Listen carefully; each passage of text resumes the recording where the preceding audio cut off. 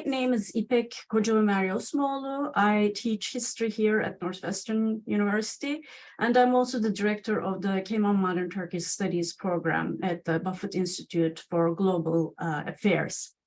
And it is my privilege today to welcome you all to a panel on arguably the most consequential elections in the history of the Turkish Republic, and coinciding with the centenary of the Republic itself. And we have an all-star lineup of panelists today.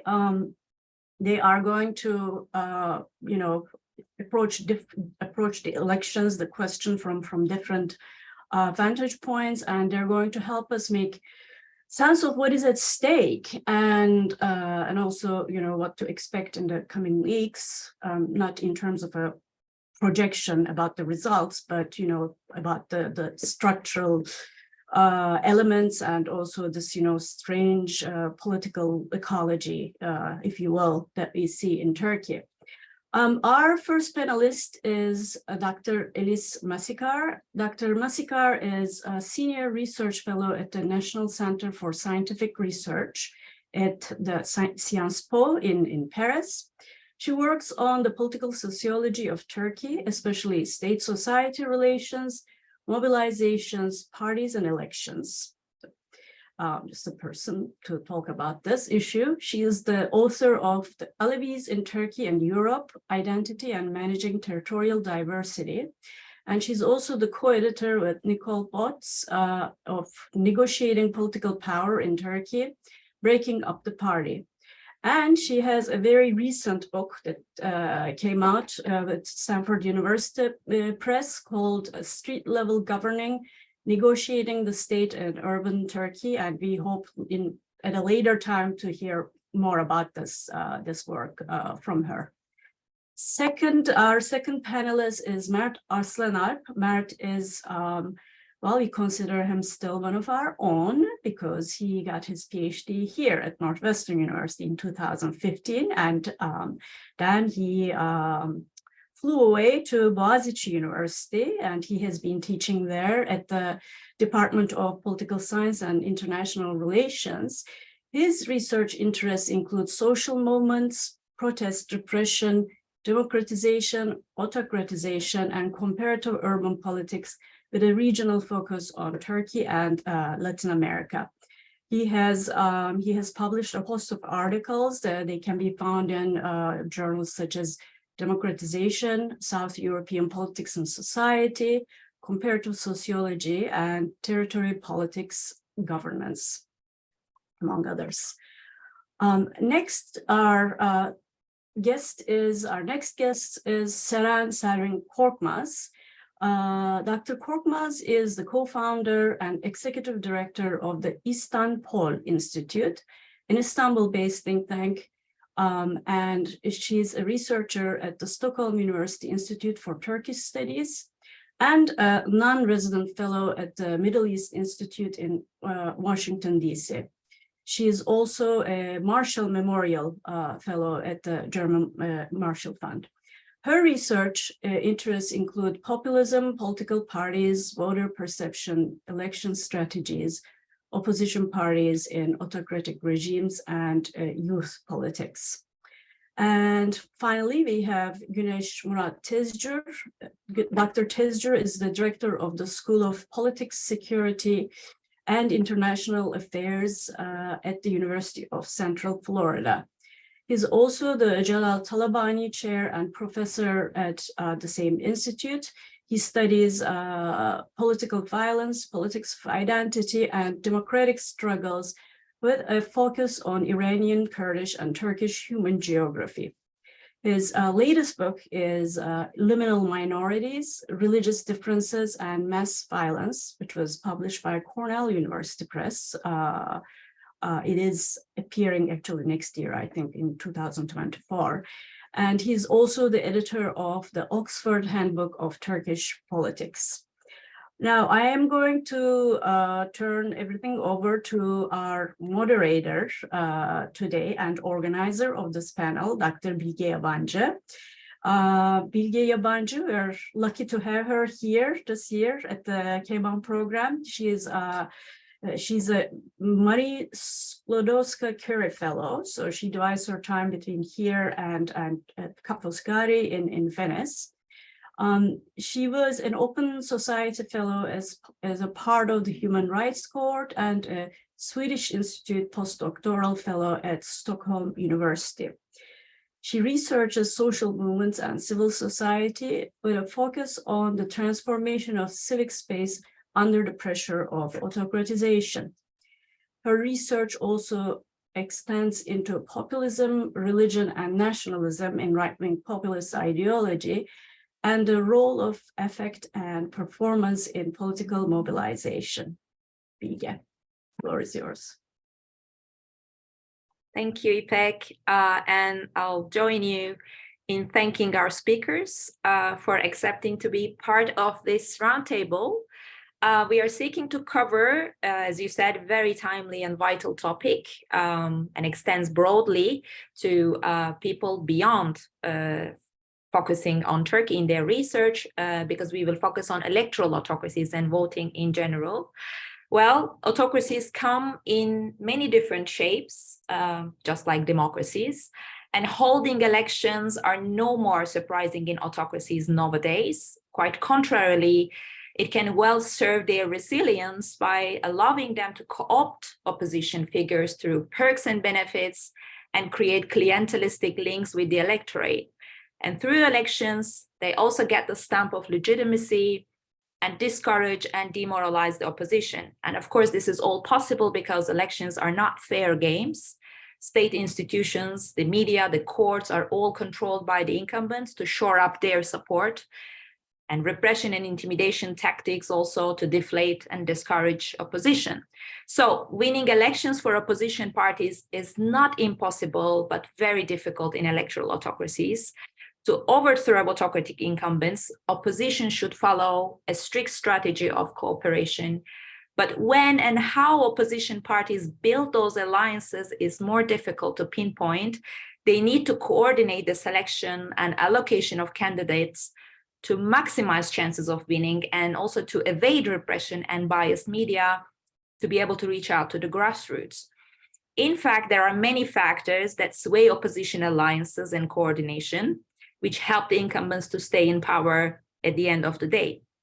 And even when opposition leaders decide to unite and set up alliances, the incumbent defeat is not warranted because there is still the problem of convincing diverse supporters of opposition to make ideological compromises by voting for a bloc that include other parties ideologically distant to them.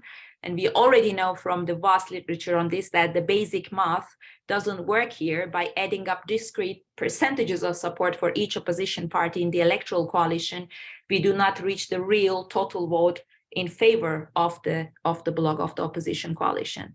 So as you said, today we will zoom in one of the textbook examples of electoral autocracies and its upcoming elections in less than 3 weeks.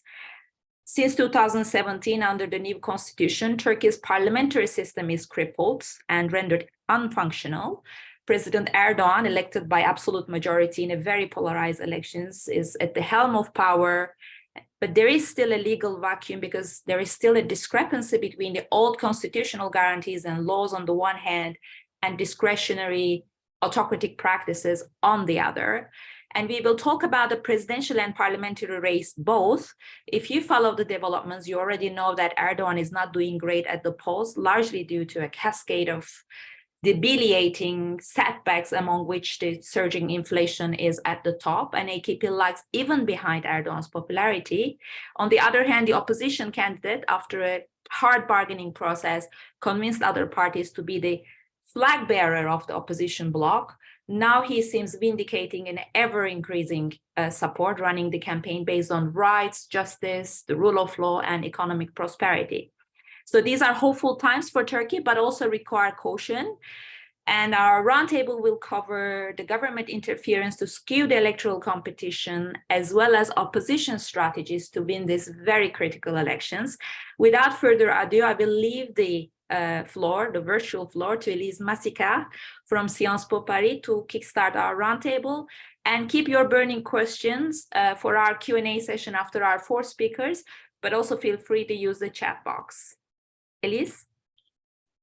Thank you very much, Bilge, and thank you also to IPEC for inviting me and having me at this very interesting roundtable. So I will tackle the issue of what the literature calls electoral integrity, because as IPEC and Bilge have said, one of the key issues in the literature on hybrid regimes regarding elections is to what extent elections can be considered fair.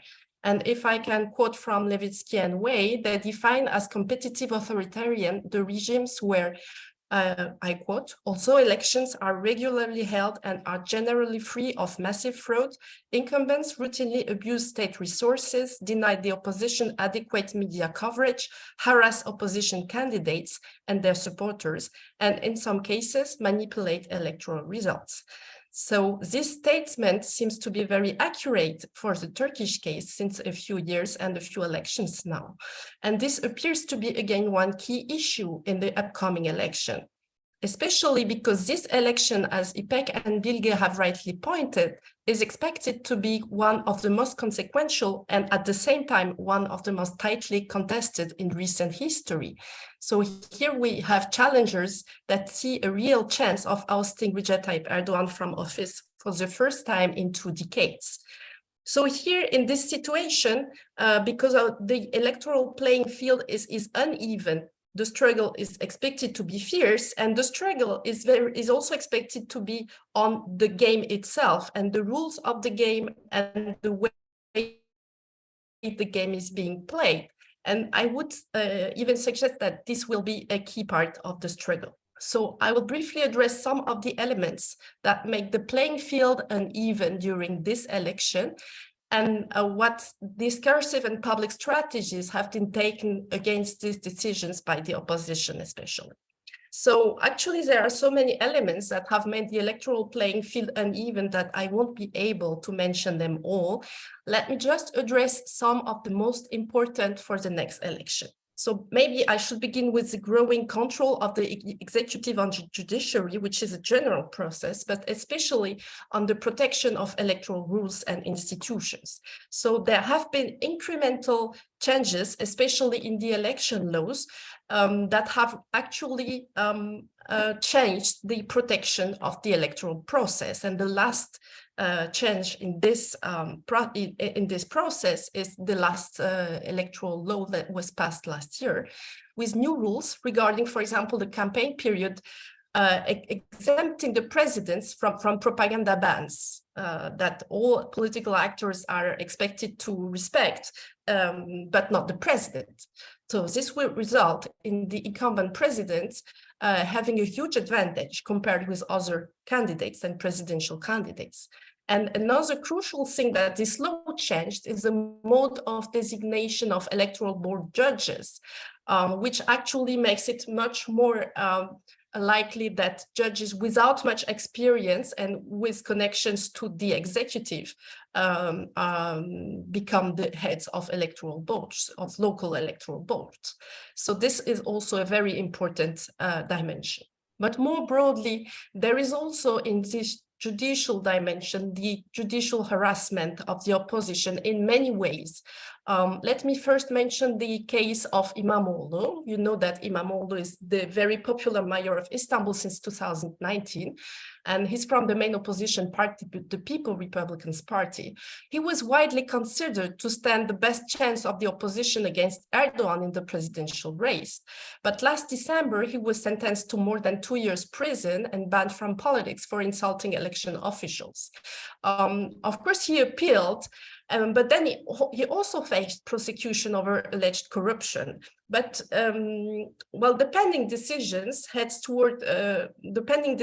actually made his candidacy as a presidential candidate a very risky option, and then he was not designated as the presidential candidate of the opposition. And another target of that judicial harassment is, of course, the pro-Kurdish People's Democratic Party that has been threatened with a case of dissolution since 2021, I think, with hundreds of its politicians facing a political ban for 5 years. And then the issue was that if the constitutional, this is again pending, but if the constitutional court decides to close it like late 2022 or early 2023, then this party would not be able to participate in the election in the end. So in order not to run this risk, the party has decided to run under the umbrella of another party, the Party of Greens and the Left Future. But that again has disadvantages. This change had many negative consequences for the party. Like, for example, it makes the party unable to send representatives to officiate in the ballot committees, for example, which may be crucial in contested areas. And this harassment against this party continues in many other forms, as yesterday's massive arrests of people in southeastern provinces show over alleged pro-Kurdish ties. So this intimidation is a widespread trend. Another crucial level at which this growing control of the electoral process by the executive is played out is the Supreme Election Council, which is the public body in charge of overseeing the elections. In the last years, it has been known to heed Erdogan's and AKP's demands. And actually, since a few years, all the judges of this council have been nominated under the AKP rules. So there is not much plurality inside. And in particular, this council has been making a series of legally questionable decisions in favor of the AKP. And one of its most scandalous moves, I'm sure you remember it, it happened during the 2017 controversial constitutional amendment referendum that transformed the regime into a presidential one. As voting was still going on, the council ruled contrary to the law that unstamped ballots would be counted as valid unless they were proved to be fraudulent. And this controversial decisions has overshadowed the accuracy and reliability of the results, while the race was very tight. However, it's also important to say that this election council does not always rule according to the AKP's will. For example, in a very recent decision, actually, the AKP, the new electoral law actually favors parties running on joint lists and secures them more votes, and that's what the opposition did. But to deny this advantage for the major parties of the main opposition coalition, the AKP requested that these parties' votes would be calculated separately. And the election council rejected actually the AKP's request. So this is important and this is interesting because it may also be a sign that this election council might think twice before engaging in moves that seem to outright favor of the AKP, both in the lead up to the elections and afterwards. So there are other small signs that some bureaucrats might be hedging their bets. So let's wait and see. But broadly, of course, actually the governing bloc has built by very various means and very uneven electoral playing field and has taken advantages of this disproportionate access to public resources. But then we also have counter strategies, especially by the opposition, but broadly by many political and civil actors. And of course, there is also the precedent of the 2019 local elections, where the opposition coalition won against all odds in several cities across the country, including in the cities with highest stakes like Istanbul and Ankara. So this uneven playing field did not preclude a win for opposition candidates. But of course, the opposition had to meet a much higher electoral bar than the incumbents. So let me come now to how several political actors have been reacting to this state of the electoral field. So first, the opponents now, since especially this victory at the local elections, they have really tried to take advantage of their newly acquired positions in the biggest municipalities, which actually count for an important share of the electorate. And consequently, they have the ability to control the municipal resources and reach people especially a first-time opportunity to reach AKP voters directly. And this changes actually also the game. And second, because they have been confronted to this uneven playing field, the opposition has learned a lot actually and developed growing awareness on the electoral process itself. So they have actually gained much experience in controlling several electoral operations and preventing or trying to prevent irregularities in the electoral rolls on polling days in several steps of the electoral process. And as we have seen, they have, of course, this uneven playing field has fostered the opposition to come together, but also to coordinate their strategy regarding the electoral process itself. Especially in Istanbul, we can observe that the People's Republican Party has developed a kind of monitoring of the election and shared with its allies several resources and human resources and knowledge.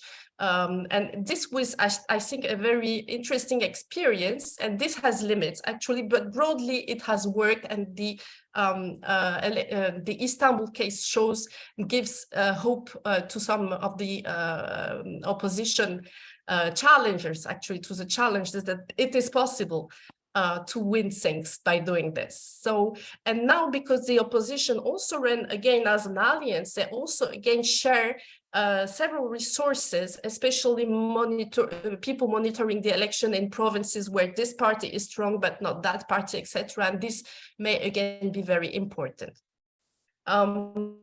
Third, actually, this problem of electoral playing field has resulted in a lack of trust in electoral institutions and a fear of many people of fraud among opponents.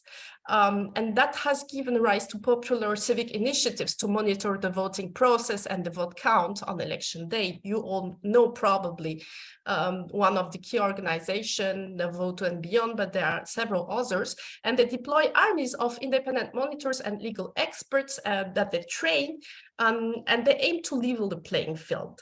And so they conduct also parallel tabulations to verify official results, which parties also do and now share some of them.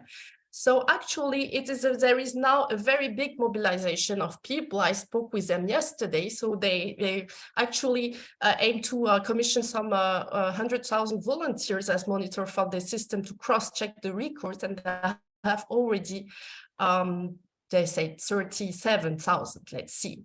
But there are also other civil organizations, and I think this is very crucial and important regarding also the politicization of Turkish society, like the bars, for example, and some professional organizations that are very much mobilized around electoral security right now and in the coming weeks.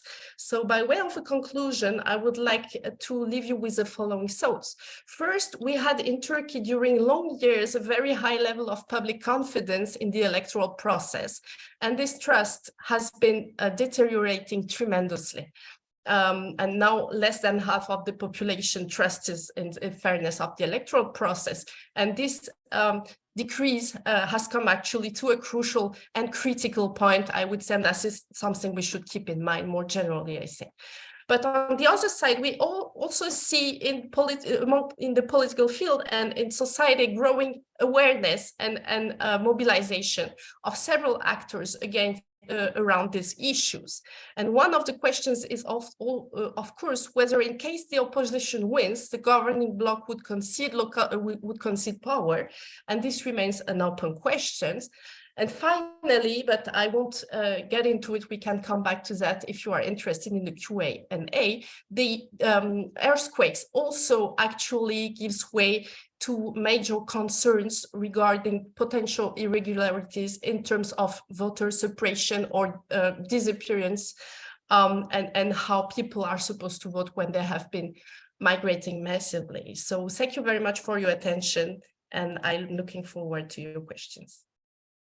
Thank you very much, Elise. And I'll leave the floor to Mert Arslanalp for new people joining for us new. Mert is from Bogazici University in Istanbul. All right. Thank you, Bilge and İpek, for organizing this workshop, this roundtable. And it's always great to be back in Northwestern, even virtually.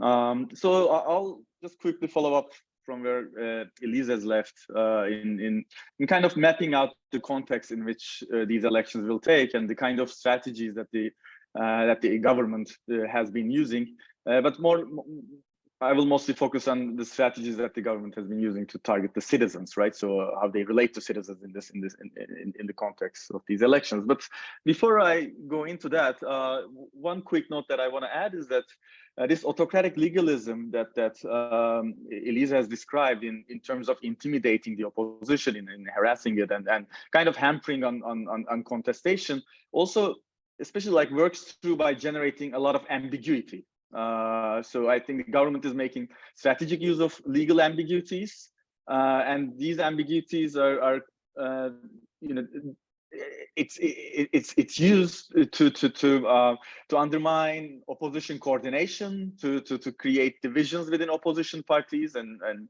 also among opposition parties. So a lot of this repression is mediated through these kind of legal ambiguities, and this is also true for the kind of rights that citizens enjoy in Turkey right now, right? So many rights are recognized on paper, but you are never sure to what extent they are protected, under what conditions, you know, you will be actually certain exceptions will be made to repress you, to suppress you. So so these elections will take place in a context in which basic liberties, basic political and civil liberties have been violated for a very long time in quite severe ways, right? So from protesting to freedom of expression, to association, to information, these are severely repressed, and these has consequences for citizens to formulate their preferences in the elections, right? So if some of you wonder how come, you know, Erdogan actually still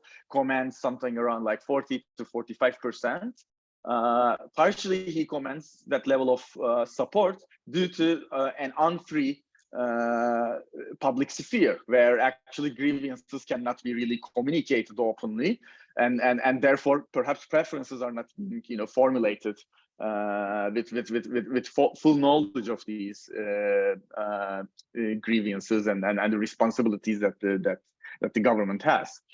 So I just want to quickly go over like these legal repression of basic freedoms. The protesting is de facto forbidden in many parts of the country now, like via regular temporary administrative bans. So we are going through a severe economic crisis now for many years, but we don't really see its reflections in the form of collective protests on the streets, right? So so this has, you know, consequences, and it has also consequences for opposition strategy, because opposition is too worried that you know, images of violent confrontation with the police can polarize the public and can actually undermine its chances, so it also shies away from streets. But that has also, like, you know, long-term consequences for how the economic discontent is communicated to the larger public. Insult cases are continuing, so freedom of expression is violated through insult cases. So only very recently, a graphic designer, Mahir Akkoyun, who designed stickers about the rising cost of living, where in the sticker he underlined Erdogan's responsibility for the rising cost of you know, from meat to cheese, you know, all these basic goods. He was immediately, for instance, taken into custody. More importantly, there's a recently enacted disinformation law that grants authorities the legal tools to crack down on social media posts and criminalize, you know, different forms of digital dissent.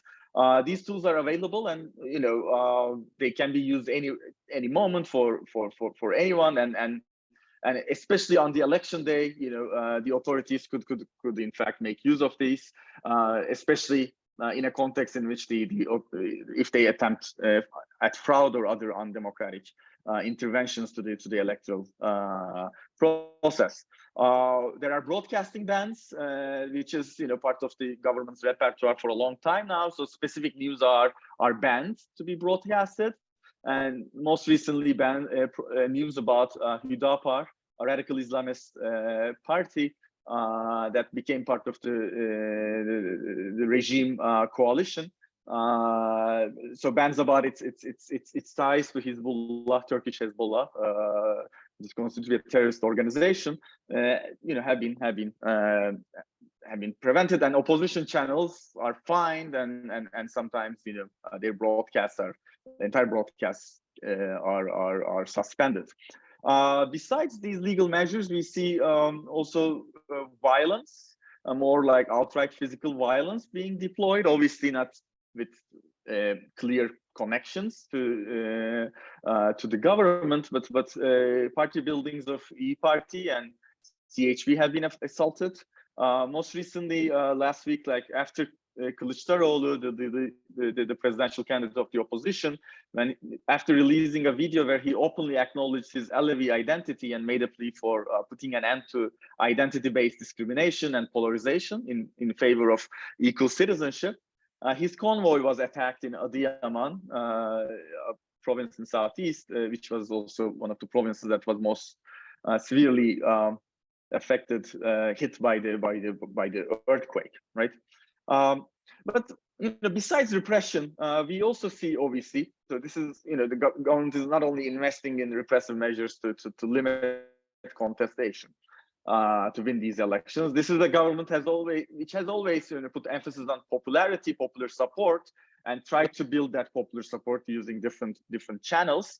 And here it's trying to reap the advantages of two major transformations that it has long achieved. One is its tight control over the media space, and its control over the media space is not only about repressing opposition channels, but more importantly, having a large, like a diverse and large array of media corporations that have consolidated viewership and is able to broadcast the key messages and frames, and right now developed often by the communication directorate of the presidency, without granting any space for the opposition.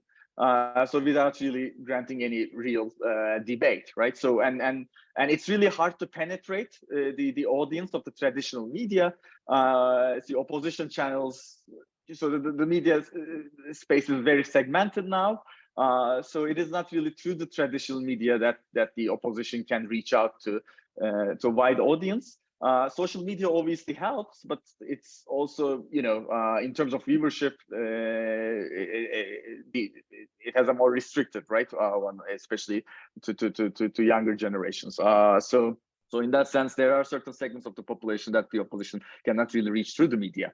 The second, obviously, core pillar of the transformation into a competitive authoritarian regime was this total control of the state institutions and the fusion of the party and the state. And more recently, since 2018, is this more patrimonial direction, personalization of personalistic transformation of the state apparatus, and this obviously enables the government to make use of public resources with almost like no limits. And in this case, for instance, like central bank and its control over the central bank is quite important. Central bank has been using like spending immense amounts of resources, like burning billions of dollars to keep the lira at its current level. But also the government has been engaging in electoral spending, obviously, right? So social spending targeting different groups have been enacting since last fall, like, and that's helped the government to recuperate part of the losses in its popularity and to kind of contain the effects of the economic grievances. But it's also important to underline that this personalistic regime with its presidential, like discretionary presidential decisions, enables the government to continue transferring wealth and resources to pro-government business groups, right? So so public procurements are continuing, especially it seems now that the post-earthquake reconstruction efforts are being used as a way to facilitate, it kind of facilitate new opportunities to transfer resources to both national and local networks of businesses, which are also at the heart of, like, especially in collaboration with municipalities in patronage distribution also to the wider segments of society. But let me also quickly underline, if I still have some time, like some of the key elements of Erdogan's campaign amidst this economic crisis, institutional decay, and massive toll of the earthquake. And here we observe mostly a continuation with the main ideological pillars of the regime since 2016, and I think in some cases even going back to 2013, even 2011, I would say. So the nodal point of the government discourse, the main frame is national security. Erdogan presents himself as indispensable for a strong Turkey capable of defending itself from its foreign and domestic enemies and ensuring the vital national interest in the region and the globe, and kind of ensuring also kind of the national pride of the citizenry, right? So, so we may be going through economically devastating times, but we still have our pride in this, according to this discourse, right? So within this frame, opposition is regularly portrayed as weak, impotent, ultimately catering to the wishes and expectations of terrorist organizations and foreign powers. Foreign powers read it as West and most for the United States. Terrorist organizations, read it as PKK and Güneş better, seeking to partition and dominate Turkey, right? So, and in this discourse, like the opposition is trying to be criminalized, securitized, and being associated with all these threats to national security and to the public order and public safety of its citizens, right? So, so nothing is novel in this frame at this point. It's been deployed for a long time now. But what is novel, I think, is the way it is convened this time. This time, it's convened through very concrete outputs of the military industry. In the last couple of weeks, particularly, government has been showcasing the products of the military industry, including a large assault ship, a light aircraft carrier, capable of carrying helicopters, drones, and light fighter jets. It's been showcased, literally showcased, like people actually can go and visit it and look at it and feel its awe. Most like this week, Altay tanks have been released. A satellite has been sent to space last week. And of course, like Bayraktar drones, which are also used by Ukraine against the Russian invasion, they become kind of major symbols of Turkey's new defense industry. And besides communicating to the public that the government is carrying these efforts in ensuring Turkey's security and strengthening its military, these products of military industry are also used as examples of the government's new national developmentalism. And along with a civilian output, which is a domestic electric car, still in stage of production, Erdogan and ministers have been driving this car now around the country as part of the election campaign. The government is kind of trying to convince the public that the economic grievances are temporary and then they are necessary sacrifices for Turkey's long-term development. And the poor economic decisions that the opposition has been critical of are justified within this frame as building blocks of a new economic model that will make Turkey independent, economically independent in the long run. So it also ties to the broader discourse of national security. And finally, and this is the last thing that I will say, and then yield the floor. The third pillar is the rising and ever more vigilant Islamism of the government. Already, like between 2018 and to this day, like government Erdogan, has taken a series of decisions that cater to the Islamist constituencies and try to consolidate their support, especially given the fact that in the opposition now there are two split of parties. So I think he was worried of some of the conservative votes being channeled into these parties. So he's been taking certain symbolic actions and real concrete material actions to cater to these populations, like conversion of Hagia Sophia from museum to mosque, termination of Istanbul Convention on combating violence against women, repeated bans on music festivals, and a highly discriminatory anti-LGBT discourse and kind of securitizing LGBT, criminalizing even LGBTI groups. And in these elections now, the government incorporated two minor radical Islamist parties into its coalition. And as part of the campaign, the anti-LGBT discourse is openly and upheld by the highest echelons, including the Minister of Interior Affairs, who campaigns on accusing the opposition with corrupting the youth by planning to allow same-sex marriage. But we also see an anti-women, discourse that is, less. The leadership of the regime is less vocal in that. But this discourse is part of the program of the more minor Islamist parties and kind of the informal agreement that these parties made with the AKP and Erdogan regime. And when you look at these programs, you see like openly anti-gender equality positions, attack on sexual freedoms, removal of laws for combating violence against women. Even like looking for changes in the alimony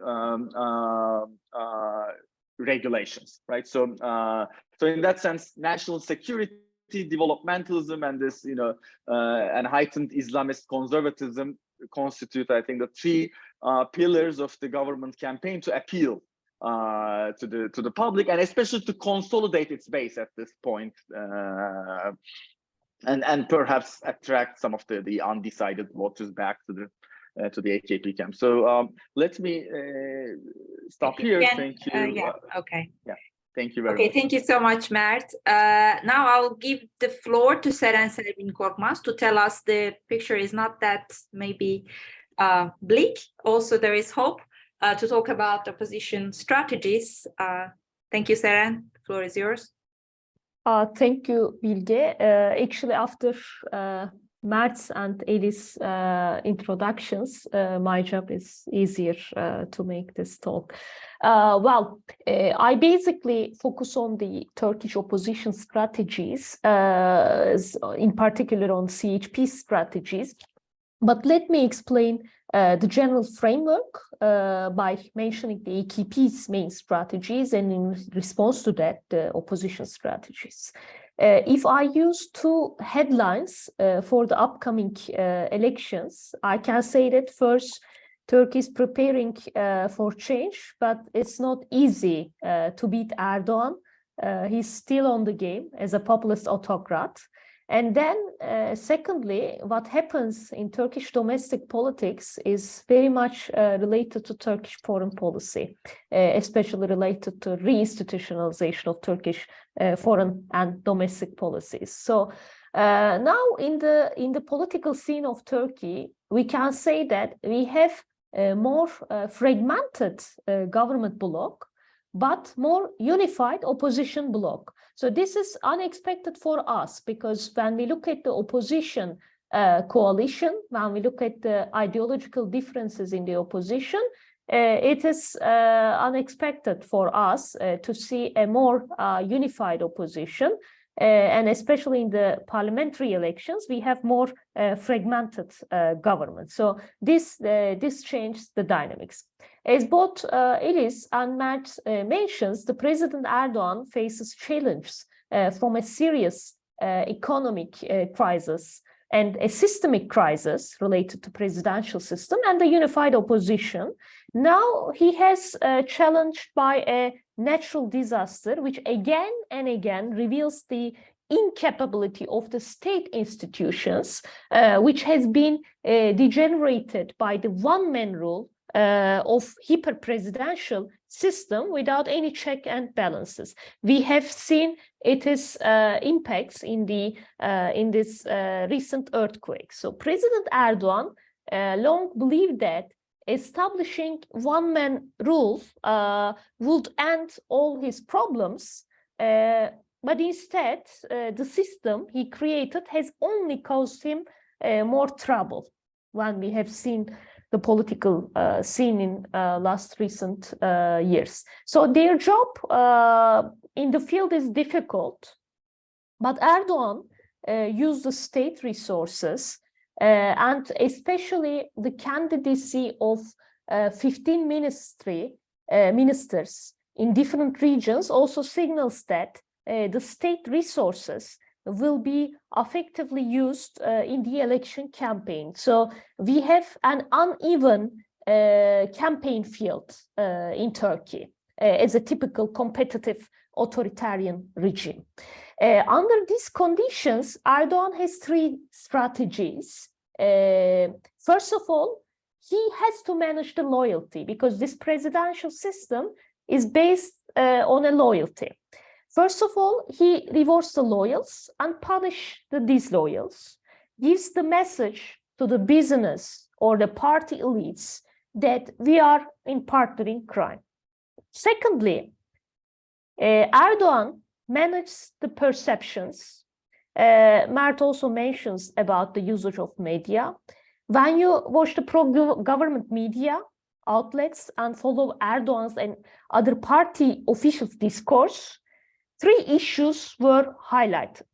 First, they argue that the opposition is cooperating with the terrorists by targeting the pro-Kurdish party, HDP, and also they argue that the opposition are cooperating with the Fethullah Gülen movement.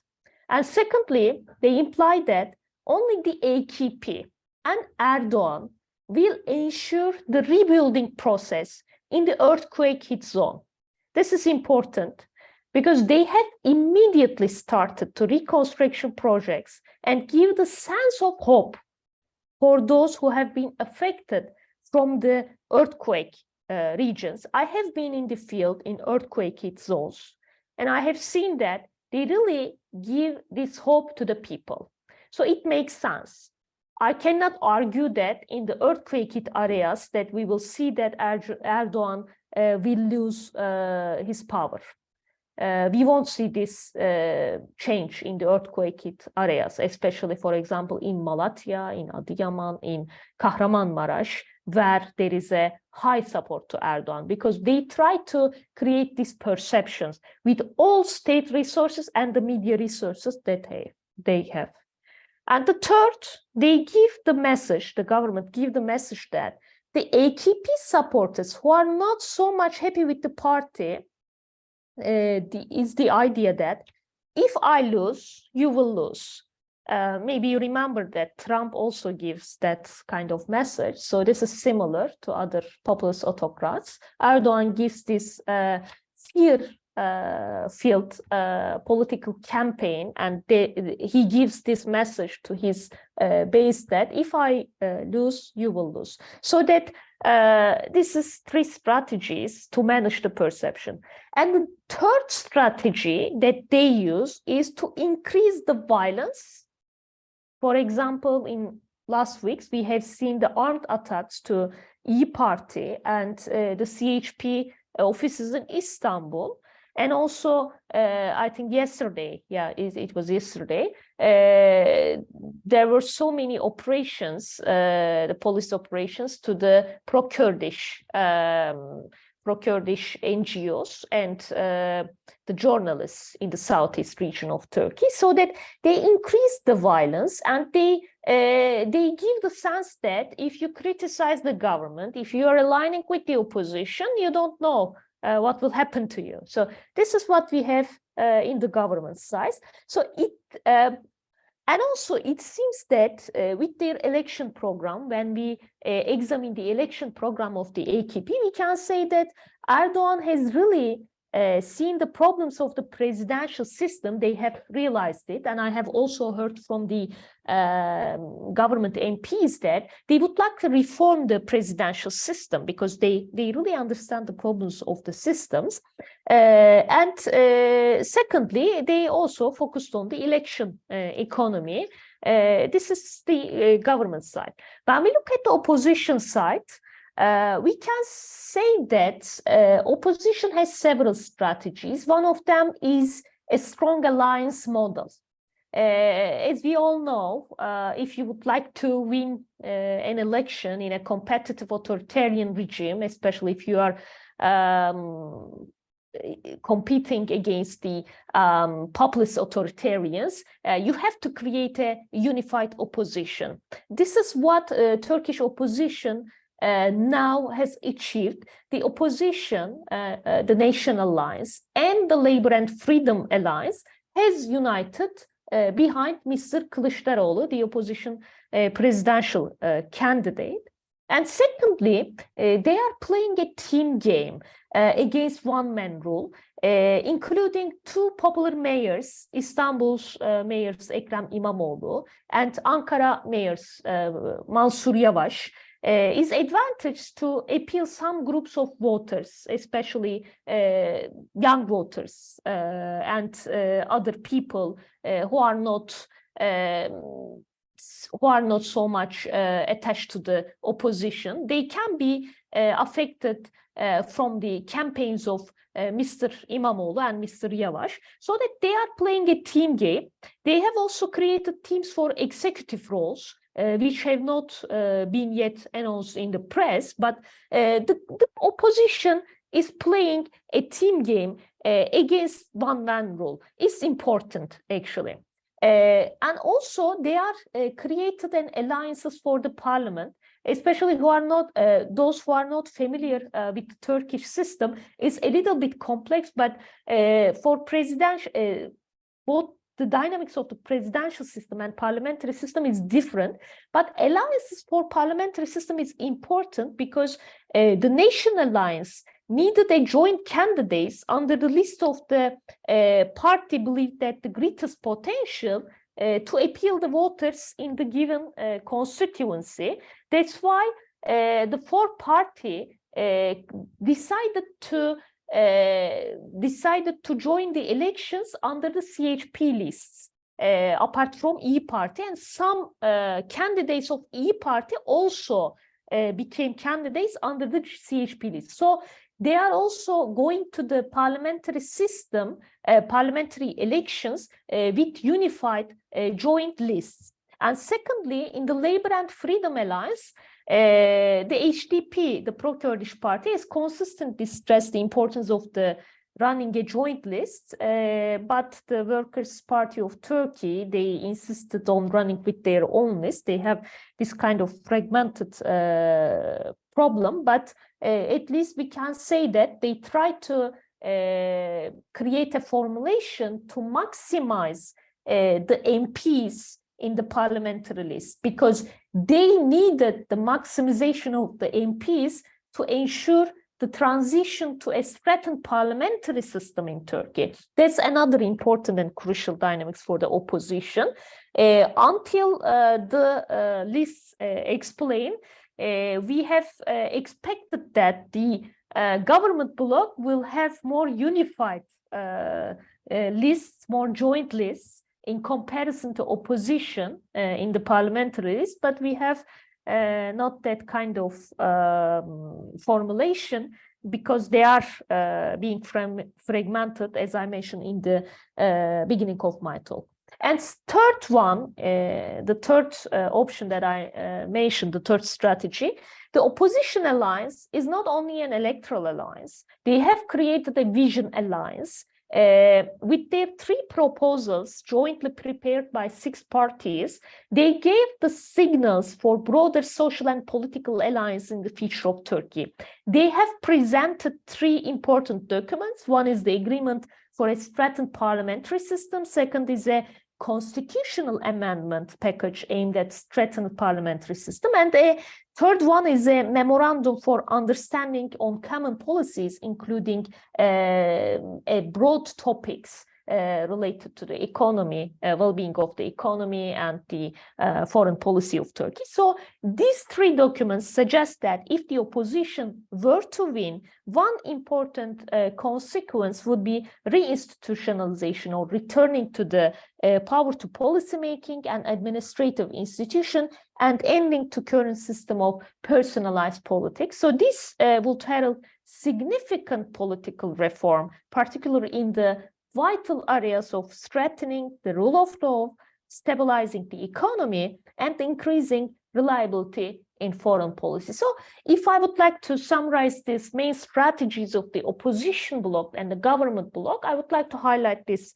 dimensions, and I can go I can eliminate the other sides in the Q&A sessions, but we can basically say that for the first time after 20 years, the opposition has the advantage to take the power in Turkish politics, but still we have some risks, especially related to the having the second round in the elections, because we will have between the two rounds, we might have probably problems related to the electoral security and increasing violence in Turkey. And secondly, another risk related to the gaining the parliamentary majority. If the government gains the parliamentary majority in the first round, they will have the advantage in the second round, because probably Erdogan will make the campaign on that he will ensure the stability, so that he would like to gain the support of the undecided voters, maybe who are turned to the opposition, but he can gain their support. I forgot to mention one thing before I finish. One of the differences between the opposition and the government is related to their campaign rhetoric, campaign discourse. Because when I look at the oppositions, when I compare the oppositions and the government campaigns from 2002, I can say that the opposition began to change. The opposition began to use the inclusive discourse, especially after the 2015 elections. And this was one of the important factors which brings the opposition the success in 2019 local elections. Now they have using a very inclusive campaign, both in the social media and in terms of the discussions. This is important. And when we look at the government side, they basically use the fear-filled campaign. They would like to trigger the fear of their supporters. They would like to mobilize their base with that kind of campaign. So that this was the another dimension that I'd like to mention. Thank you, and I would like to conclude here. Thank you, Seren. And last but not least, we have Güneş Murat Tezcür from Central Florida University. Güneş, the floor is yours. Bilge, are we going until 3 p.m. or by ET time? So we have like around like half an hour? Yeah, but we want to also open up for questions and answers. Yes, okay. So, yeah. I mean, I tend to speak fast. So if people get very tired by speaking, you can put me like 0.75 speed later on. But I just wanted to wrap things up.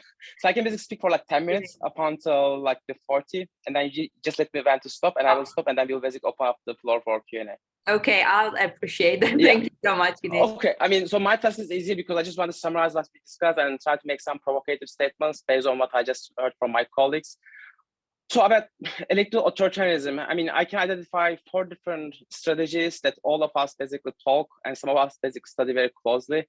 The first one is basically good old repression. I mean, there's basically this now academic fashion to make the argument that repression becomes secondary to information control, in the sense that people talk about spin dictators rather than fear dictators. So the old style fear dictators being people like Saddam Hussein, Bashar al-Assad, but then you have the spin dictators, which are basically more like the guy in charge of Hungary, the guy who used to actually be in charge of Brazil, and who happened to be in Florida up until recently. Bolsonaro, he was even photographed when having a sandwich in KFC.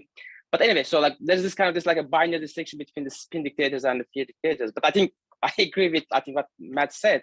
Repression is still basically very central to how electoral authoritarianism performs.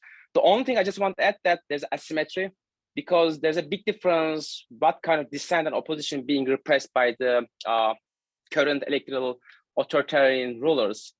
In the sense that, I mean, in the specific context of Turkey, is obviously if you are a Kurdish politician, you are more likely to get arrested, you are more likely to get dismissed, you are more likely to get harassed compared to more like a mainstream opposition politician. I mean, yes, we talk about the İmamoğlu case, but then İmamoğlu still basically remains the mayor of Istanbul, which is so different than all the other Kurdish mayors who were basically dismissed from their positions many years ago, and they are basically replaced by government-appointed trustees. So I think there is an important element of repression asymmetry when we talk about electoral authoritarianism, which is so visible in Turkey. The second thing is, I think, very important, as I think all the 3 colleagues talk about, especially Mert and then Elise, controlling information, disseminating information. I will say basically two different things. The first thing is that there's a big difference between preference falsification. Again, it's just basically the old style version of, if you live in the East Germany, let's say in the 80s, you can't express your opinions because you fear that something will happen to you. I mean, yes, there's an element to that, but maybe more recently, especially when I look at basically from the vantage point of the United States, you can talk about more like a preference formation through the control of information. So this is different than the falsification, because then you are talking about more like a post-truth environment in which whoever controls the information, that basically group also kind of really shapes the formation of your preferences. I think the second is more important in the case of Turkey. I mean, yes, people are very few to criticize the president because you can get arrested. There's this basically ridiculous laws which basically say give the power to prosecutors to kind of get you arrested if you say anything critical of the president. I mean, if I basically say that the king is naked, I may get arrested in Turkey, and there are basically thousands of people who get arrested and tens of thousands of people who basically receive indictment for that reason. But I think it is from my perspective that preference formation has been more central to what AKP does in the last maybe like a decade, especially after 2013. The second thing I want to say about the information control is that it is also very symbolic.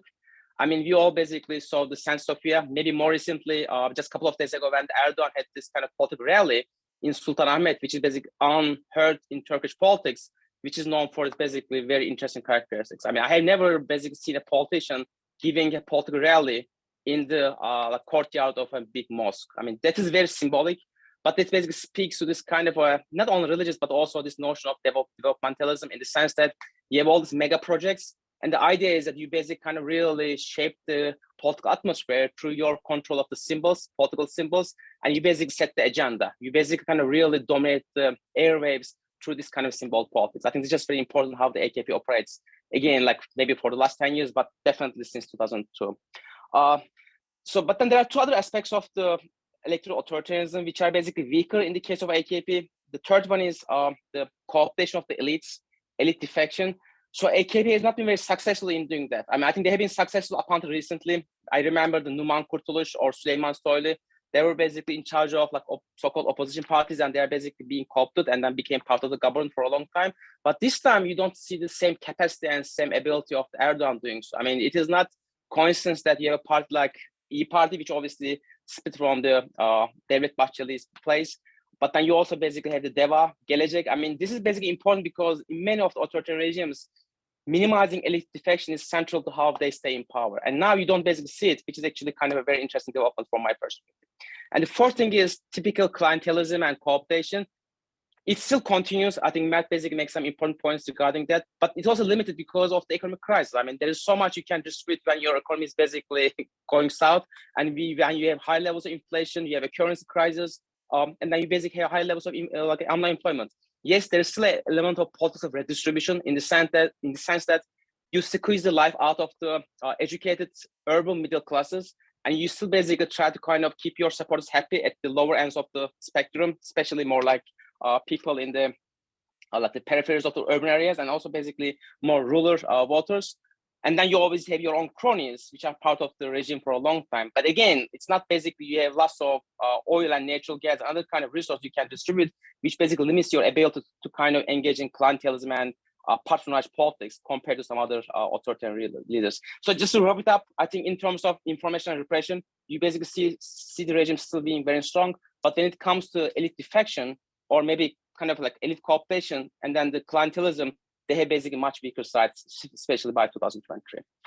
But then I had to say something else. And again, this basically comes back to the Mert's question. So the Mert asked the question, how can we explain that Erdogan still receives 40% of the vote? I mean, for somebody living in Florida or United States, it's not very difficult because we have a former president living in West Palm Beach, which is basically like 200 miles south of here. And I think he still commands like more than 40% of the vote if he basically runs in the elections. And he has been a disastrous person by any metric you can think of in the American politics. So when I think about Erdogan, there was only one time he actually lost the election when he was on the ballot. Because in 2018, he was not on the ballot, or in 2019, he was not on the ballot. And that the first time was in 1991. He was supposed to get elected to parliament on the Refah Party. And the only reason he was not elected because there was this kind of a preferential voting system by the time, and somebody else get elected to the parliament from Istanbul, representing Refah, and he lost election. But then when you think about this guy, he never basically lost the election for the last 24 years, almost like a quarter century. And then, yes, we can definitely talk about his manipulation, his repression, but I think there's also this kind of aura of invincibility characterizing this person for the last quarter century. And it's basically more like a task for the social scientists try to understand why he remains popular. And I think he basically remains popular among large segments of the Turkish politics. And this is not something that is easily explained by exclusive reference to electoral politics or electoral authoritarianism from my perspective. I mean, that basically means that he still basically has some kind of authentic popular support in the Turkish society. And that's basically kind of a big question from a social science perspective, but I think we need to accomplish that because if you don't acknowledge that, I think it's just hard to make sense of his ability to stay in power for a very long time. So this basically brings me to the issue of politics of identity. So we always talk about this kind of rupture and change in Turkish politics, especially with the maybe last decade of the AKP rule, but there are also some continuities. And I just want to emphasize them because I think this is important for making sense of the post-election Turkey.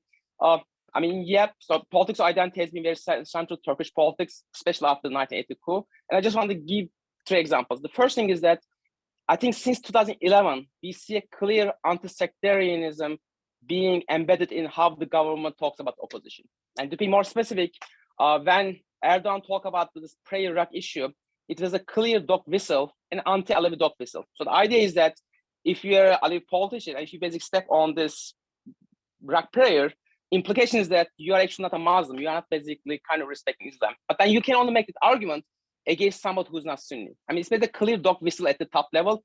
But I can also tell that from basically listening to people and then kind of like really just looking at the provinces, that kind of arguments made much more explicitly at the local levels, in the sense that this anti-Alevi rhetoric has been so central to AKP since 2011, since the outbreak of the war in Syria.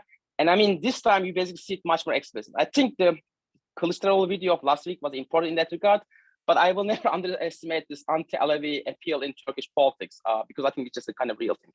The second thing is, and again, some of my colleagues talk about that, it is, I will say, more like a politics of gender.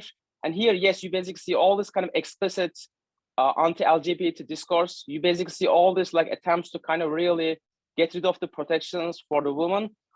And I mean, yes, you can make the argument that they are more elite-driven, but if you look at the Turkish surveys, especially looks at the basic gender and the question about the gender relations or tolerance, I will not be very optimistic because there's actually a popular appeal when somebody says that we are basically going to make sure that the marriage remains between men and women. So we basically don't want anybody who's belonging to deviant sex. I mean, not to mention about Turkey, even in the United States, you can see that this became one of the mobilizing power of the Republican Party nowadays, not necessarily anti-LGBT, but then basically more like anti-transgender politics became so central. And I think there's a kind of more of popular base for that.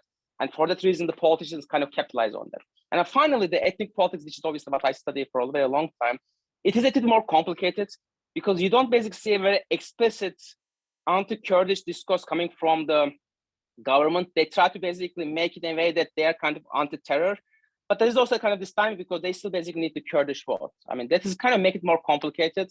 I mean, regardless of what happened yesterday in terms of like mass arrests in Diyarbakir and other cities, you basically see more kind of a relatively relaxed atmosphere when it comes to Kurdish issue during election time. And I think the main reason that because the AKP needs as many Kurdish vote as possible, which is kind of different than their position on the Alevi issue, because for Alevi issue, that's basically almost like a lost cause. I mean, in the sense that there's not much way for them to get much Alevi vote. And for this reason, they can be much more gung-ho regarding the anti-Alevi sectarianism discourse, which unfortunately became so central to how the government pursues policies and discourses in the recent years. I mean, I can give even more like hardcore empirical examples, but it's so difficult to find any hard-ranking Alevi bureaucrat in Turkish politics, but you can definitely find Kurdish bureaucrats, especially if they basically come from religious orders. So there's kind of more complicated dynamic when it comes to AKP's Kurdish politics nowadays. But I just want to emphasize that before I basically close up, because again, yes, even if we talk about all these ruptures that change in Turkish politics, but I think there's still basically some elements of continuity, which will be very important regardless of who basically wins the parliamentary and presidential elections on May 14th. Thank you. Thank you so much, Güneş. Thank you so much, everyone. I have many questions, but I think I will hold them back. But wow, I mean, I expected that we would be talking more about opposition strategies, but somehow we ended up repeating what AKP has been doing. And it's kind of more pessimist, to be honest, than what I thought. And I wonder if we are the ones reproducing the aura of invincibility of Erdogan and AKP. By the way, I don't agree that Erdogan is still the same aura of invincibility, because I think it has been kind of lost since 2019. But anyway, so I think we have some questions in the chat box. Shall we start with them?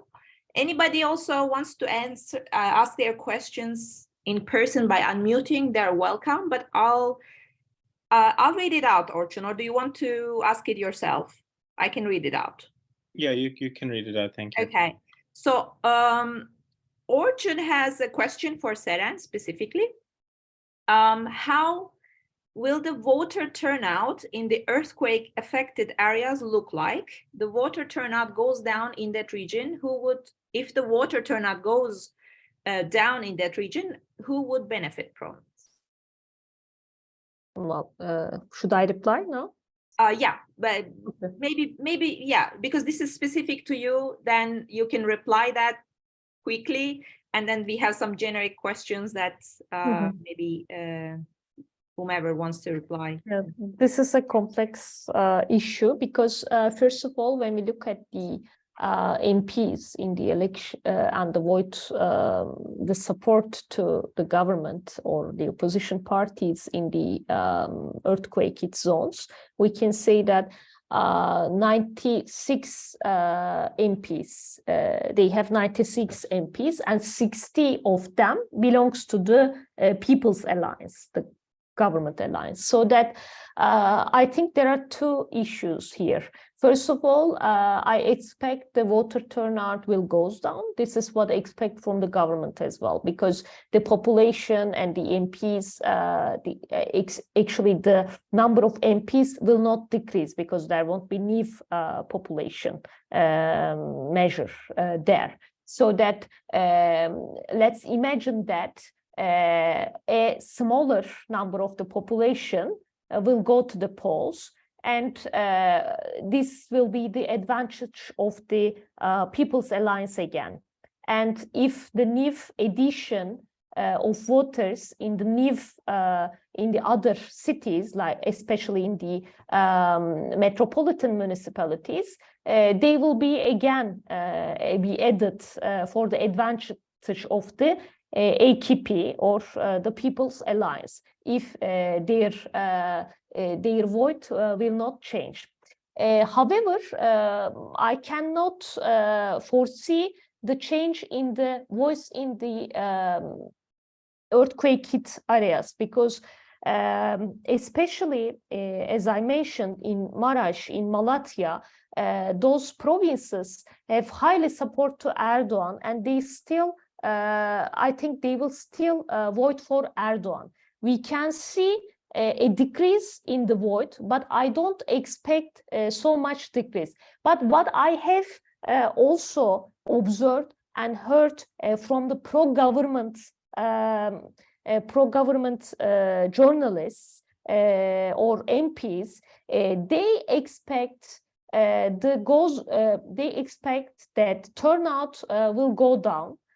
So that they will again benefit that because they think that those people who are angry to government, they won't go to the poll because they won't be interested with the polls, they won't be interested with the elections. When we look at what government does in this earthquake hit zones, they couldn't well organized the election process there because people can't register. They won't be well informed before the elections, especially regarding the Hatay. Still, there are transportation problems. So that I think they expect the turnout will goes down and they will benefit from that because they don't want to see this anger from the opposition, the people towards them. And secondly, they will also would like to benefit from the from the voters who will support them with lower percentage. Okay, thank you. There is another question from Dilshat Mohammed, who asks about actually potential post-election transition of power. Although there are a lot of democratic hopes for the opposition, it would be whether it would be an inadequate condition for kicking a comprehensive democratic process. So she asked to what extent we may actually be disappointed by a Millet İttifakı government and its democratic performance, because it has, for example, a party like E-Party, and what would be the consequences for this about ethnic minorities and rights-based approaches towards refugees. This actually also, maybe I can fit in one question there. We have also the question of naturalized Syrians. This would be a second part of it, because Dilshat mentioned rights of refugees in a new government. The naturalized Syrians issues that they are also, many of them I speak in the field, will vote for the first time in their lives ever. And their numbers are probably only around 200,000, but maybe in some critical areas they are situated. I don't know if they are capable of affecting the vote. So this would be a kind of two-part question, but maybe we can ask in return to whomever wants to reply to this question. Shall we start in the same order to quickly gather your reflections on it, starting with Elise?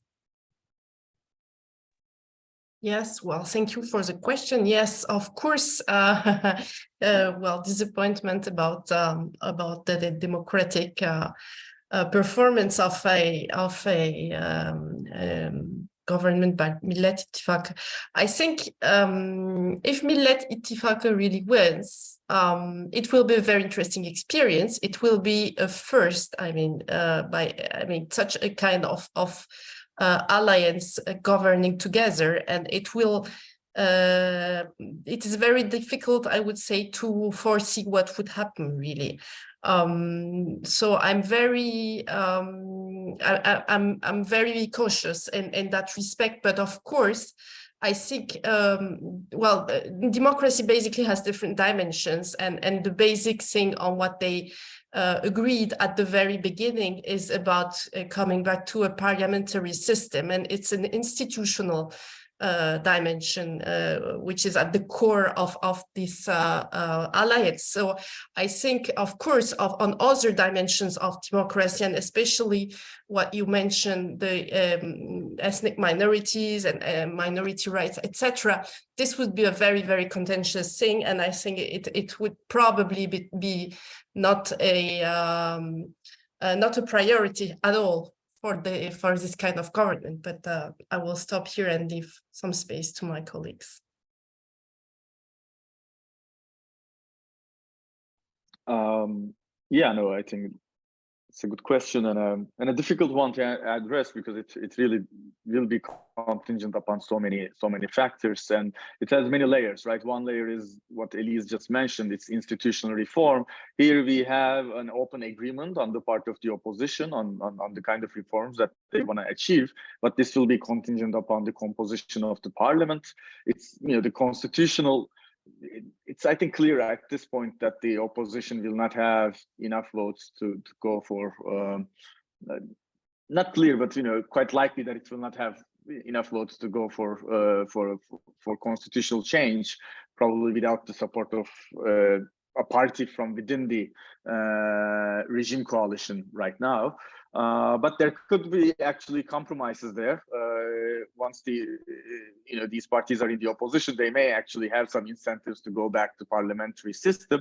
But that also really depends on the opposition actually buying some time and credibility with how it governs, right? Because if its governmental performance is not that good in its first year, then that will give more incentives for the former parties to ruling parties to destabilize it. Like I think they will try to do everything to destabilize it in the first instance. So I think one critical factor for democratization is that the incoming government has to prove itself in terms of governmental performance, and especially concerning economy. So that's, I think, quite necessary to facilitate later reforms. And then there is another layer of accountability of the past for the past crimes. And here I think this very diverse coalition will put many limits to such efforts, especially the small Islamist, former Islamist parties. Like they will attract politicians from the ruling regime, and I think they will also attract bureaucrats and those bureaucratic networks, right? So I think when it comes to democratic reforms, both institutional but also for seeking accountability, citizenry will have to play a role, a significant one, and hopefully this new regime, I think that will be the place where the immediate effects can be observable. Freedoms, in terms of restrictions on freedoms, that will certainly be loosened in the first instance at least, perhaps asymmetrically, but still, and that can enable more space for civil society and social movements to play a role in pushing forward. And I think we will definitely need that, and we need to actually get out of this elite politics once the elections are over, and kind of strengthen the grassroots participation through different channels. So that's sorry for taking it. So I can follow up. Well, regarding the democratic hopes, first of all, in Turkey, I think there is a huge hope regarding the opposition. We cannot say that everything is perfect in terms of our ideals, but practically they have learned from their mistakes. They have learned from their contributions to autocratization. Now we have a formulation of the opposition. As I mentioned in my talk, it's not an electoral alliance. It's not a pragmatic alliance. It's a vision alliance. If you examine their vision proposals, you can see that there are so many common policy proposals for redemocratization of Turkey. We cannot expect under these circumstances to see a very idealistic proposals in that kind of documents. But to be honest with you, for me, it's more than what I expected from these parties who have represents very different ideological positions. If you look at ideological positions of Saadet Party in Turkey and CHP and also İYİ Party, I think it's a success. That's why I'm hopeful from the elections. As I would like to just mention this hope issue here. That's why I think if they success to achieve to gain this election, we will be also hopeful to see a re-democratization process. First of all, when we look at their vision alliance, we can see the re-institutionalization of politics in Turkey. Everything is so much personalized in Turkey. So under this personalized politics, we cannot expect anything for re-democratization. So any steps to re-institutionalization will ensure steps to re-democratization. And Mr. Kılıçdaroğlu's candidacy is also important because he's the person who really takes the support of the Kurdish, pro-Kurdish people. I was in southeastern provinces last week, and I have seen Kurdish people, I mean the ordinary voters, they support him without any concern. He get this support. This is important. So that I think Mr. Kılıçdaroğlu, if he achieve to continue these policies, he can create a bridge between National Alliance and the pro-Kurdish HDP and other leftist parties to ensure a redemocratization of in Turkey. And regarding the sect issue, regarding the religious issue, is symbolic but a historical moment to have an Alevi president in Turkey, and his recent video also shows that. So that these are symbolic acts and not enough to ensure the redemocratization, but important steps in the redemocratization of Turkey. And as a political analyst, I can say that depends on the recent polls. Their job is difficult maybe in the first election because of the Muharrem İnce's factors who gets the appeals of the protest voters in Turkey. But the opposition is really close to win the elections in the second round. Even maybe we will see a surprise in the first round. And please look at the data after the elections. You will see that Mr. Kılıçdaroğlu will take the highest support in pro-Kurdish provinces in Turkey. This is my expectation. So that this is hope for Turkey's redemocratization. This is hope for Turkey's solving of its historical problems like Kurdish issue or issues like related to religious issues, Sunni Alevi conflicts. So this we will see that. Regarding the refugee issue, I see in the question box. Regarding the refugee issue, we should be understand that. I'm not talking in an idealistic perspective. When even in our focus group research and when you examine the all polls, despite all polarization in Turkey, voters have one common issue: anti-migrant perceptions. So that politicians, for domestic purposes, they utilize these perceptions. But still, I cannot see a very anti-migrant sentiments among the opposition parties, especially in National Alliance. Some other parties are utilized it. So that they will use it. But in terms of their relations with the European Union, I think it will open a new page in the EU-Turkey refugee deal, so that we will have new scene.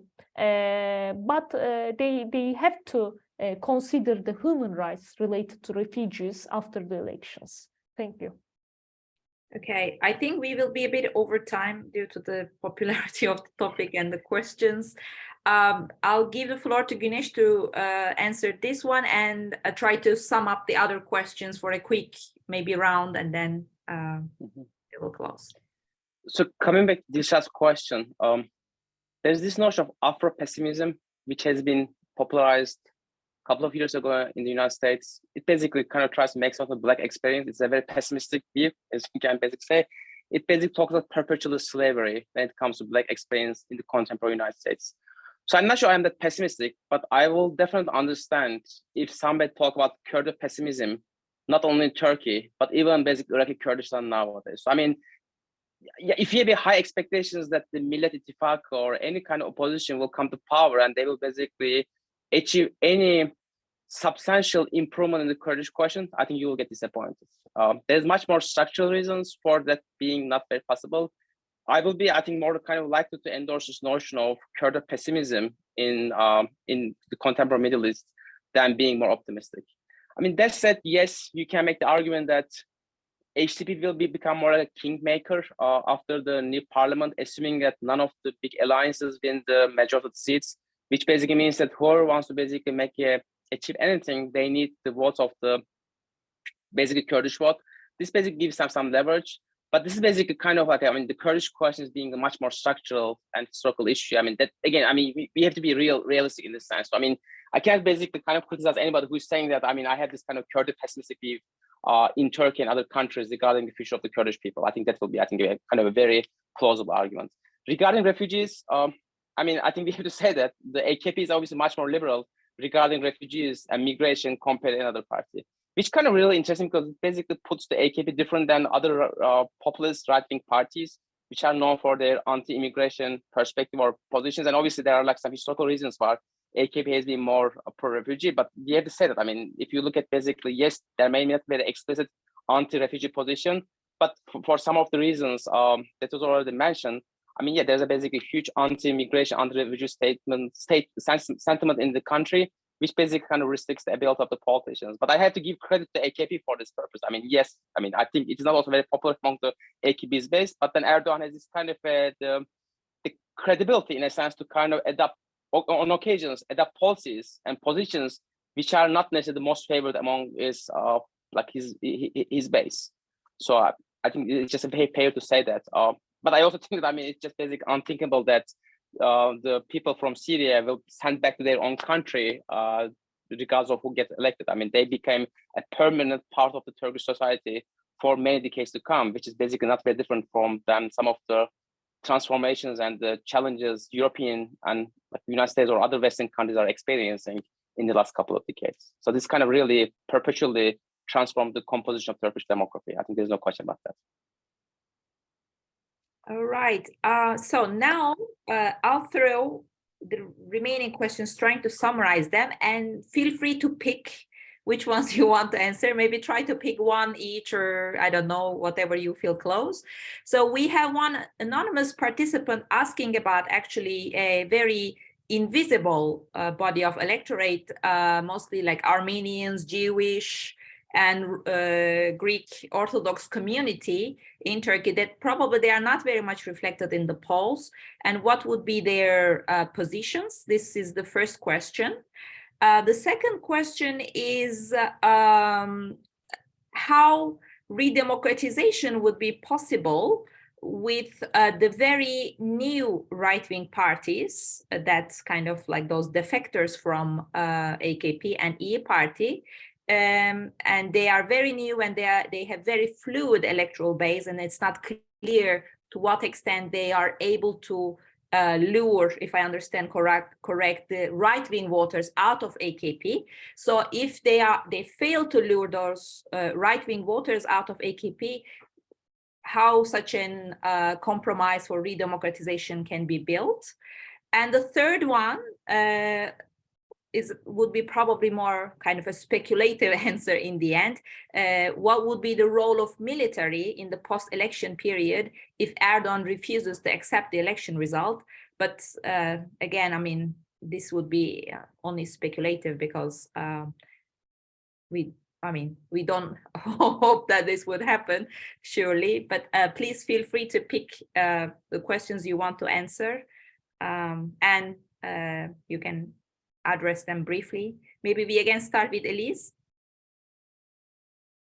Okay, thank you. Very briefly, maybe I will pick up the question about these right-wing parties and redemocratization.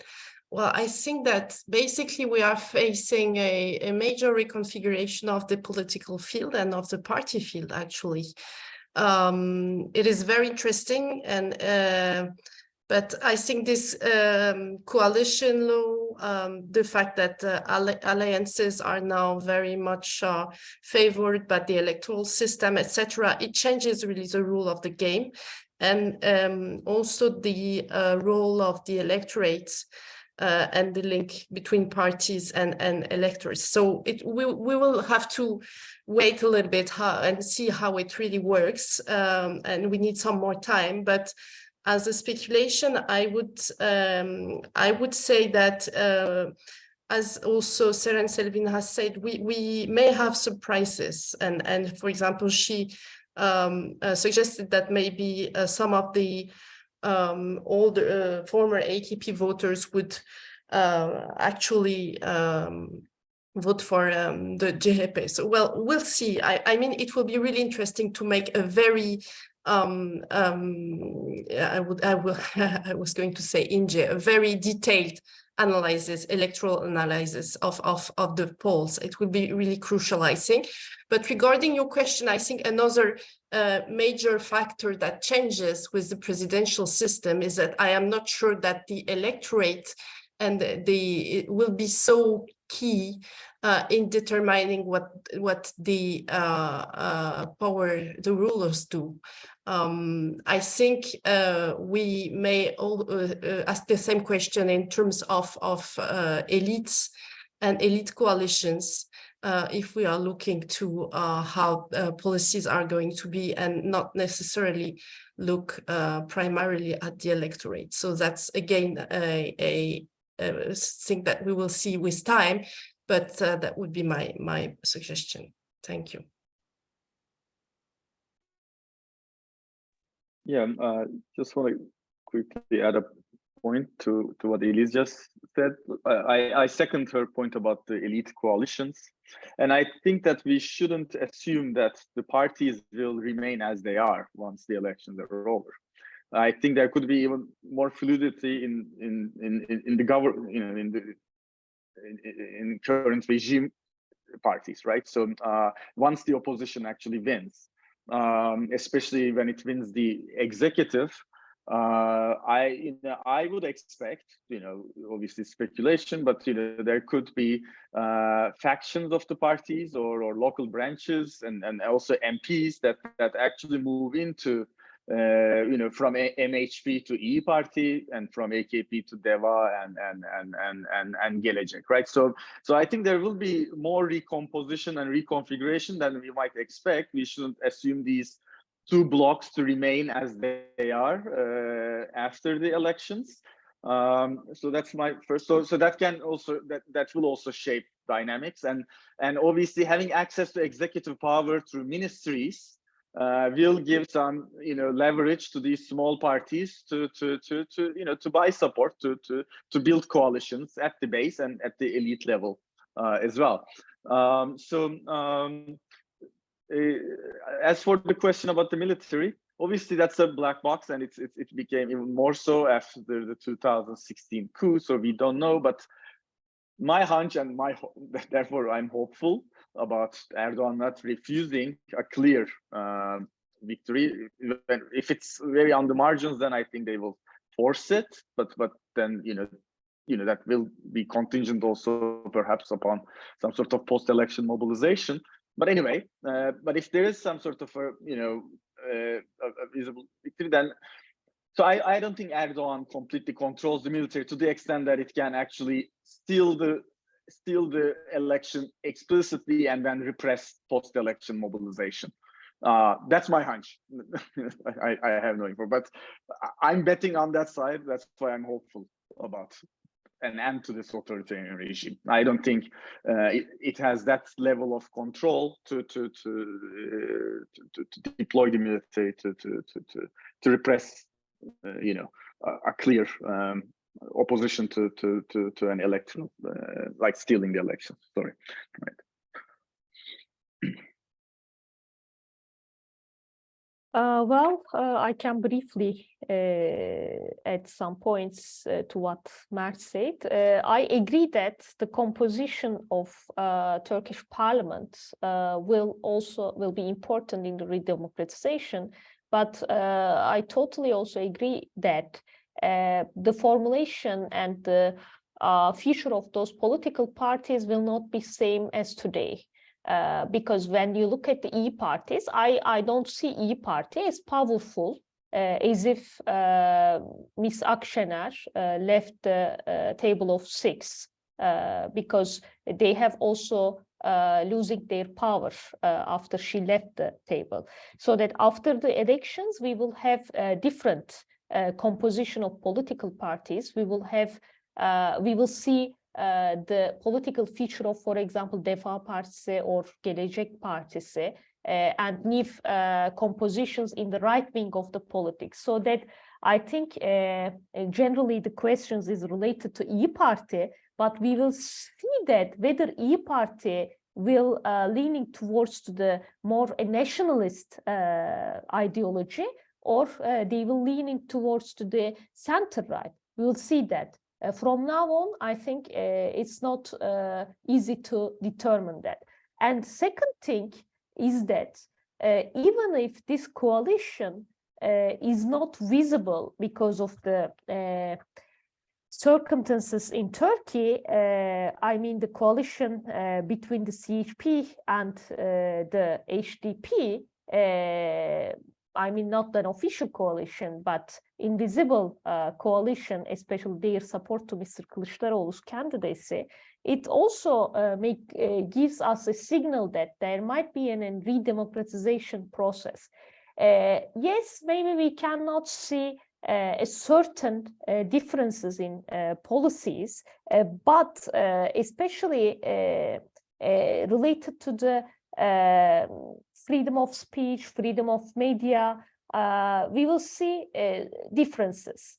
And when we look at these opposition's vision documents, we can see that they have already planned their transition to the parliamentary system, their redemocratization process. That's why they don't expect that as soon as they win the election, they will make sure that transition to the parliamentary system for a certain time to ensure this reinstitutionalization and to ensure the basic principles of democracy again in the country.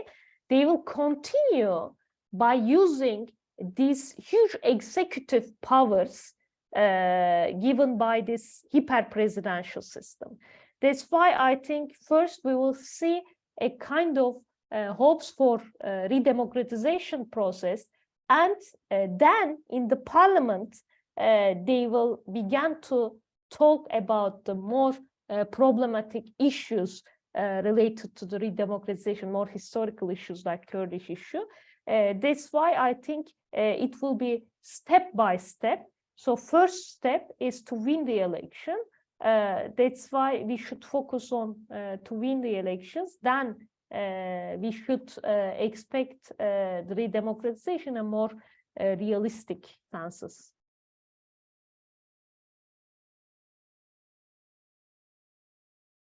Güneş, for maybe yes, comments to wrap up, I guess. Yeah, I mean, let me say just something about this notion of redemocratization. So when I started this profession some years ago, it was still under the shadow of euphoria of the post-Cold War years, and then maybe the shadow of the modernization theory. So the basic expectation, maybe popularized by Adam Przeworski, is that once you basically reach a certain level of development, then there's no way you can actually become authoritarian again. So that is a paradigm. So after I think 25 years, now we come to a point where people like Daron Acemoğlu talk about the narrow corridor, in the sense that if you want to achieve a liberal and democratic society or system, it's just basically very difficult because you have to have a balance between the state power and the social power.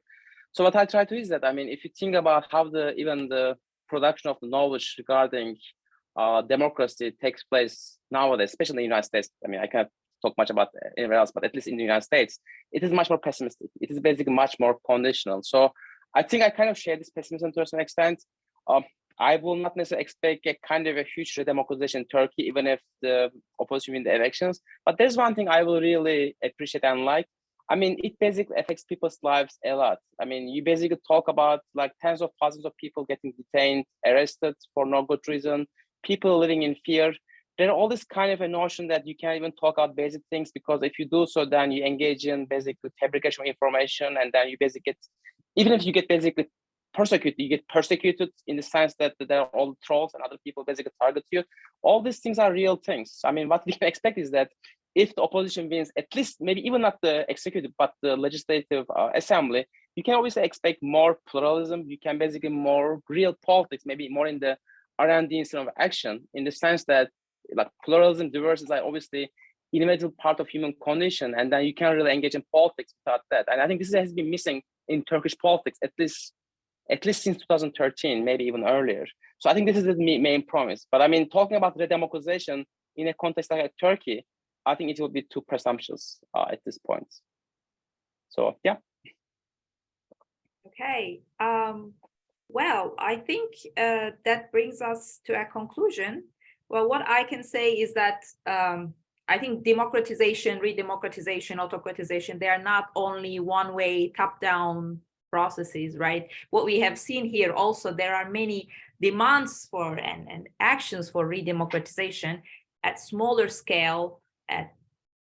Nothing is happening only at the top level, always planned, and there are always pushbacks against it, even if it's at you know, at the micro level or the meso levels and small scale. So maybe we cannot say that it's going to be one way or another. There will be always this push and pull will continue.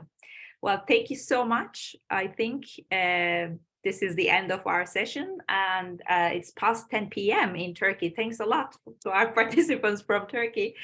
Kudos for resisting to stay with us. And hope to see you in future events. And we are braced for the elections now in Turkey. Thank you so much. Thank you so much for your contribution.